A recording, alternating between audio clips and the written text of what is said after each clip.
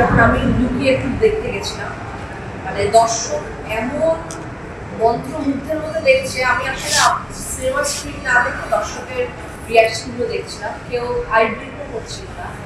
এইটা একটা বিশাল পাওয়া যে এমন একটা ফিল্ম, যে ফিল্মটার প্রতিটা মুহূর্ত দর্শক এনজয় করছে।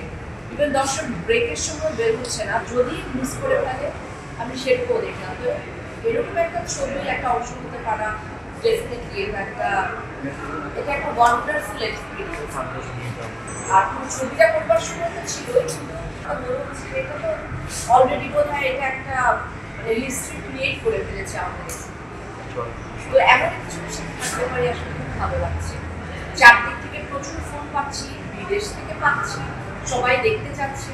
যখন টিকিট পাচ্ছে না তখন সেটা এক রকমের কষ্টও লাগছে, আবার ভালোও লাগছে। এটা কাছে মিক্সড একটা মিশ্র একটা আমার অনুভূতি।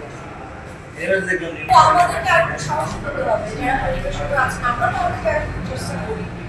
ডিরেক্টর তার প্রোডাকশন ব্যবস্থার সমস্ত রিস্ক ফ্যাক্টর মাথায় রেখে তারপরেও তারা ছবি বানায় শুধুমাত্র সিনেমার প্রতি ভালোবাসা।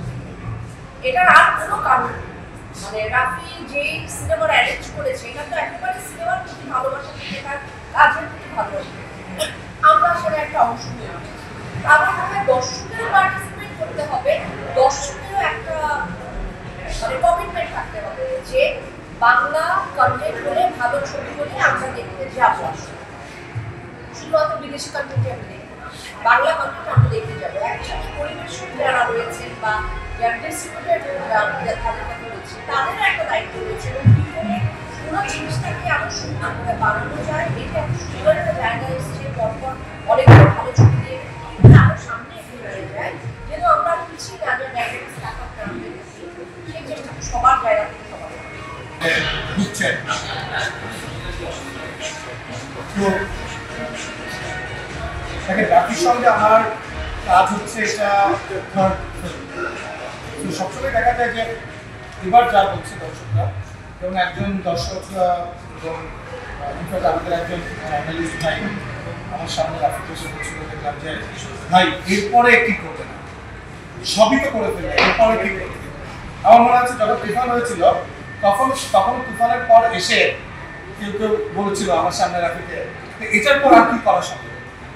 তো আসলে শেষ নাই কোনো কিছুরই, মানে আমরা সবসময় বেস্ট জিনিসটা দেওয়ার চেষ্টা করি।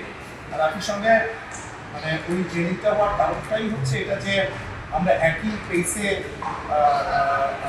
মানে আমাদের কাজের ধরনটা একই রকম, যে একটা স্পিডেই আমরা কাজটা করতে চাই। তো সেখানে ডিসিনক্রোনাইজেশনের কোনো সুযোগ নাই। তো এটাতেও যেমন মানুষ বলেছে যে এই দেখানো হয়েছে, দিস ইজ আলটিমেট, এরপর আর রাফি ভাই কি দেখে।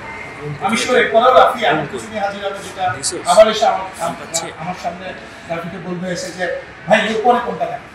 ঠিক আছে, তো এটাই তো একজন মেকারের অ্যাজ এ প্রোডাকশন কোম্পানি, আমাদেরও অ্যাজ এ প্রডিউসার আমাদেরও কাজ যে ওইটাকে কেটার করা, যে একজন পরিচালক যেভাবে করে আসলে তার স্বপ্নটা দেখে এবং সিনেমাটা যেভাবে করে সে বুনতে চায় সেটাতে সাহায্য করে, সেটাতে হেল্প করে, সেটার এক্সিকিউশনে যতদূর সম্ভব সেখানে পরিচালকের সঙ্গে অ্যালাইন করা। তো সেই জায়গাটা একটা আমাদের অ্যালাইনমেন্ট একটা হয়ে গেছে। এই কারণেই হয়তো আপনি দেখেন, আমি বলবো যে তুফানের সময় আমার কাছে মনে হচ্ছিল যে গত 30 বছর ইতিহাসে সবচাইতে বড় হিট সিনেমা, এত দর্শক হঠাৎ করে আমরা দেখি নাই, আপনারাও দেখেন। তারপর দেখেন ইনফ্যাক্ট এই সময় মানে আমাদের তাণ্ডব রিলিজ হওয়ার পরে এটা কিন্তু তুফানকে ছাড়িয়ে গেছে।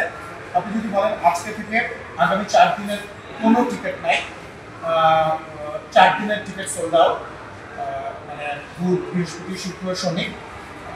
এবং আপনি যদি দেখেন যে সারা বাংলাদেশে এখন তো আমরা বসে আছি একদম এলিট একটা জায়গায়, যেখানে সব ভালো ভালো, আপনারা জানেন যে 1800 টাকার টিকিট পর্যন্ত আছে। তো আগামী 4 দিনের 1800 টাকার টিকিটও সব চলে না, কোনো টিকিটই নাই আমাদের। কারণ এটা প্রুফ করে যে, এবং আমাদের ওপেনিংটাও হয়েছে, আমাদের তুফানের প্রথম দিন যে কালেকশন ছিল তার চাইতে কিন্তু অনেক বেশি। এবার এই খবরগুলো আমরা যেমন খোঁজ নিয়ে জানতে পারি, আবার আপনাদের গণমাধ্যমের কর্মীদের কাছ থেকেও আমরা জানতে পারি। তো এটা কিন্তু একটা বিশাল জোয়ার তৈরি হয়েছে।